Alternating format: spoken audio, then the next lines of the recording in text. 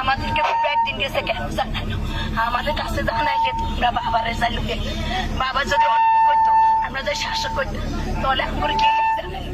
আমার বাবার এইভাবে এত বড় একটা প্রতিষ্ঠানের ভিতরে আমার বাবা দিন ফোন করে এই টিচার কোথায়, এই টিচার কোথায়, এই হরিপুর একাডেমি, হরিপুর একাডেমি, আমরা স্কুলের প্রিন্সিপাল, এই প্রিন্সিপালের ষড়যন্ত্রের সাথে জড়িত আছে।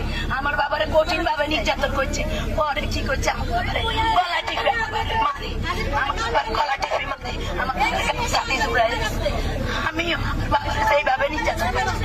আমিও চাই খুনি করে, সমস্ত খুনি করে এইভাবে যেন ফাঁসির স্বামী যেন প্রশাসনের কাছে আর যখন নিয়ে প্রশাসনের আগে আনেন, সে কত বড় ক্ষমতা তার সাথে বলে আইনে পারে না, আপনারা একটু তারে আনেন। সে সবচেয়ে বড় আসামি, সে খুনি পালে বলে, সে তার অধিকারী কারণে এই এত বড় খুনি অন্যায় হয়েছে এখানে।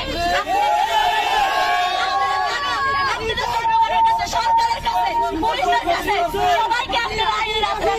সবচেয়ে বড় অধিকার হইয়া আপনারা এখানে আনেন, আপনারা সবার কাছে আপনারা বিচার চাই।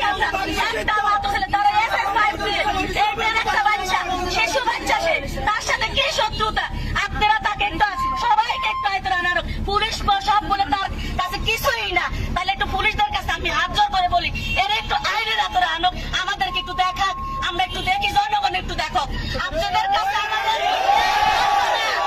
কিছু চাই না, আপনাদের কাছে আমরা গরিব, আমাদের কোটি কোটি টাকা নেই, কিন্তু আমাদের কাছে আপনাদের দয়া আছে, আপনাদের দয়া আমাদের কাছে একটু আমাদেরকে এগিয়ে যাওয়া আহ্বান করেন।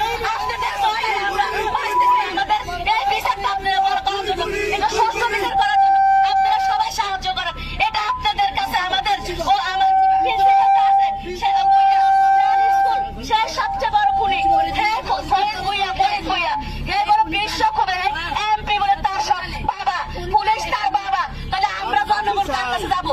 আমরা বিচার চাই, আপনারা সবাই আমার আর শক্তি নাই, আমরা শেষ। আমাদের কাছে আপনার যদি ভুল থাকে আপনাদের কাছে আমি ক্ষমা প্রার্থী, আপনারা বিচার সবার কাছে আমি বারবার এই কথাই, আর কিছু না।